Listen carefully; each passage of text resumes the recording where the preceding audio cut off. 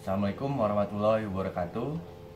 Kami di sini akan mempresentasikan tentang transformasi dua dimensi yang terdiri dari kelompok yang beranggotakan Aditya Darmawan, Farobi Alfareza, Yogi Rulistiana, dan saya sendiri Indra Ramdan Wityar dan Pipi Keswara.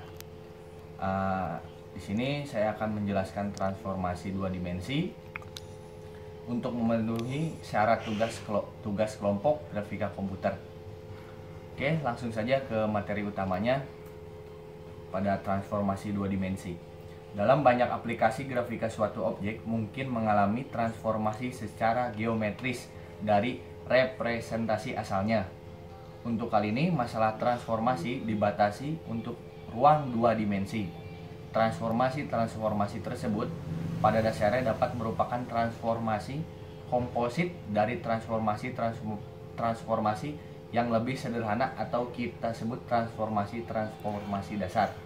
Bisa lihat di sini transformasi dasarnya ada translasi atau pergeseran, rotasi atau putaran pada titik origin, skala atau perubahan skala ukuran, refleksi atau pencerminan terhadap sumbu X atau sumbu Y, dan terakhir shear atau skala proporsional terhadap sumbu X atau sumbu Y. Nah, ini contoh transformasinya. Ada transformasi affine, yaitu transformasi yang menggunakan matriks dalam menghitung posisi objek yang baru. Untuk materi selanjutnya akan dilanjutkan oleh Aditya Darmawan. Terima kasih. Oke, di sini saya Aditya Darmawan akan menjelaskan tentang matriks dan transformasi geometri.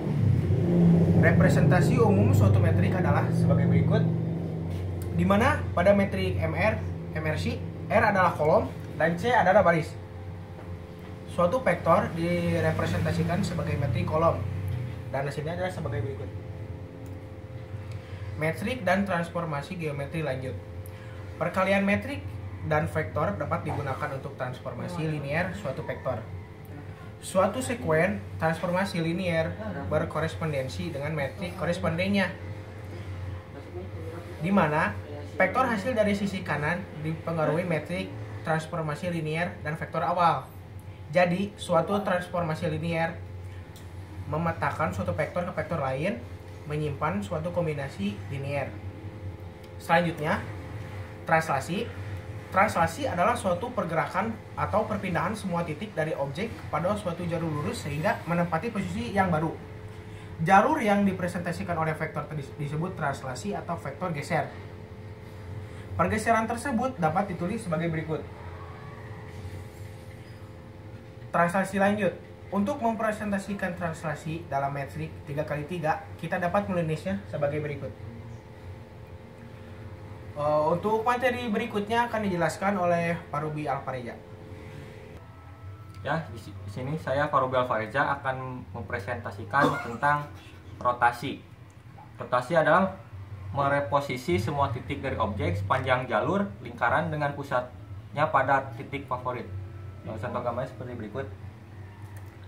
Untuk memudahkan penghitungan dapat digunakan matriks, dan ini rumusnya, di mana sin theta dan cos theta adalah fungsi linear dari theta, dan x aksen kombinasi linear dari x dan y, lalu y aksen kombinasi linear dari x dan y. Dan untuk skala, penskalaan koordinat dimaksudkan untuk menggunakan setiap komponen yang ada pada objek secara skala. Keseragaman penskala berarti skalar yang digunakan sama untuk semua komponen objek. Dan ini contoh objek skala yang pertama dan ini yang contoh kedua. Untuk selanjutnya, untuk materi selanjutnya akan dilanjutkan oleh Yogi Rulistiana. Yo, sekarang kita next dari lanjutan dari Bobby, yaitu dengan skala lanjut. Ketidakseragaman penskalaan berarti skalar yang digunakan pada objek adalah tidak sama sebagai contoh berikut. Operasi skala x aksen, y aksen sama dengan AX dan BY. Gambarnya seperti di samping saya, atau dalam bentuk matriknya X aksen, Y aksen sama dengan A0 0B XY. Contoh transaksi sebagai berikut. Transaksi seperti ini: skala, rotasi. Metrik dan transformasi X aksen, Y aksen 1 sama dengan contoh sebagai berikut: metrik transaksi, metrik rotasi, metrik skala, dan selanjutnya dilanjutkan oleh PP Kuswara. Action. Saya PP Kuswara akan melanjutkan materi tentang transformasi gabungan. Kita dapat merepresentasikan 3 transformasi dalam sebuah matrik tunggal. Operasi yang dilakukan adalah perkalian matrik. Tidak ada penanganan khusus ketika mentransformasikan suatu titik. Matrik vektor. Transformasi gabungan matrik. Matrik transformasi gabungan. Rotasi sebagai titik perubahan. Translasi, rotasi, translay. Skala sebagai titik perubahan. Translasi, skala, translasi. Perubahan sistem koordinat, translasi, rotasi, dan skala. Langkah yang dilakukan, urutkan matriks secara benar sesuai dengan transformasi yang akan dilakukan. Kedua, kalikan matriks secara bersamaan. 3, simpan matriks hasil perkalian tersebut. Keempat, kalikan matriks dengan vektor dari vertex. 5, hasilnya semua vertex akan tertransformasi dengan suatu perkalian matrik. Selanjutnya, transformasi gabungan. Contoh, jika terdapat objek yang tidak terletak di titik pusat, maka bila akan dilakukan penskalaan dan rotasi, kita perlu mentranslasikan objek tersebut sebelumnya ke titik pusat, baru kemudian dilakukan penskalaan atau rotasi, dan terakhir dikembalikan lagi ke posisi semula seperti berikut ini.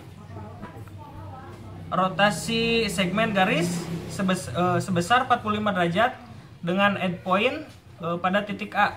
Posisi awal sebagai berikut, translasi ke titik pusat sebagai berikut, rotasi 45 derajat sebagai berikut. Transformasi gabungan, translasi ke titik semula sebagai berikut. Nah, sekian dari presentasi kami yang tadi kami tampilkan. Mohon maaf bila ada kesalahan dalam pengetikan maupun ucapan. Dan saya Indra Ramdan Witiar. Saya Adit Tira Darmawan. Saya Farobial Fareza. Saya Yogi Rulistiana. Dan saya PP Kuswara. Assalamualaikum warahmatullahi wabarakatuh.